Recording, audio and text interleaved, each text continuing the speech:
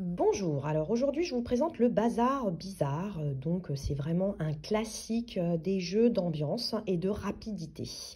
Alors, ça dit que ça se joue à partir de 8 ans. Alors moi je vous dis sincèrement, c'est un des seuls jeux que je peux utiliser avec un public plus jeune. Ils disent que c'est pour de 2 à 8 joueurs aussi, donc ce qui est bien, parce que 8 joueurs c'est quand même pas mal en atelier.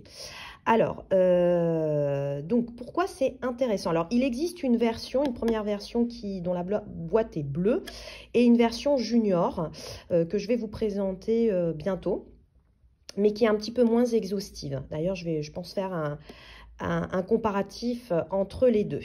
Alors, pourquoi je l'utilise? Je l'utilise déjà pour l'observation et pour catégoriser en fait. Alors, dans le cycle 1 et 2, on demande aux élèves de catégoriser. Par exemple, tous ces exercices de chercher l'intrus, faites des groupes d'objets qui servent à faire la cuisine ou qu'on utilise à l'école, par exemple, ce genre de classification.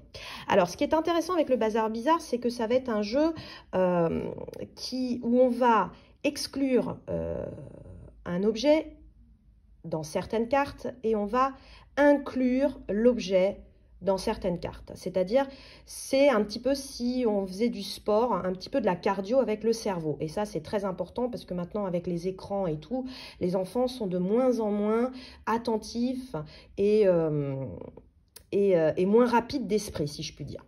Alors, le matériel de jeu est très simple. Ça se présente avec des cartes, donc des cartes où sont représentés les objets. Alors, les objets, ils sont au nombre de 5, même dans la première version. Donc, on a dans cette version la brosse bleue, la serviette rouge, la grenouille verte, le fantôme blanc et la baignoire grise. Chaque objet a sa couleur respective. Et il va donc falloir dire l'objet ou sélectionner l'objet qu'il faut prendre en fonction des cartes qu'on aura. Évidemment, c'est le joueur qui a le plus de cartes, qui aura gagné le plus de cartes, qui a gagné, bien évidemment, rien de bien nouveau. Alors, ce qui est intéressant, c'est que ce sont des parties modulables. Vous pouvez jouer 5 minutes, 10 minutes, 15 minutes. Alors, je vous explique. Comment on va faire pour sélectionner l'objet? Alors, il va y avoir deux types de cartes. Dans ce premier type de carte, il va y avoir l'objet présent dans sa bonne couleur. Et dans ces cas-là, il va falloir le sélectionner. Là, par exemple, on a la grenouille verte. La grenouille est bien verte. Je prends la grenouille ou je dis grenouille verte. Alors moi, personnellement, en atelier, les enfants ne prennent pas les objets parce que sinon, ça devient vite le souk. Ils doivent dire le nom de l'objet dans sa bonne couleur. Donc, grenouille verte.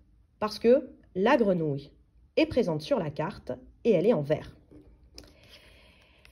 Pareil ici. Hop, on dit baignoire grise, parce que la baignoire est bien grise et elle est sur la carte dans sa bonne couleur. Fantôme blanc. Le fantôme est sur la carte et il est bien blanc. Alors ça, c'est la partie la plus facile. C'est ce que j'appelle la catégorisation, l'objet d'observation, la catégorisation d'observation, c'est-à-dire que l'objet est sur la carte dans sa bonne couleur.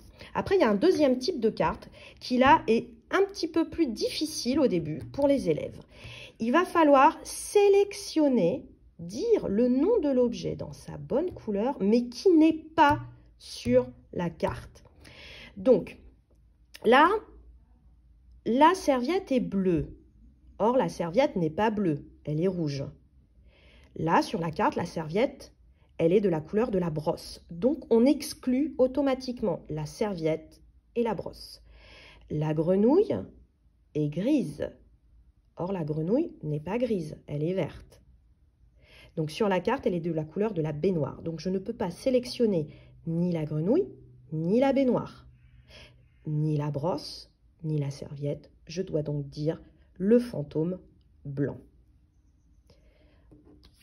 Sur un autre exemple, pour que ce soit clair, ici, qu'est-ce que je dois sélectionner comme objet?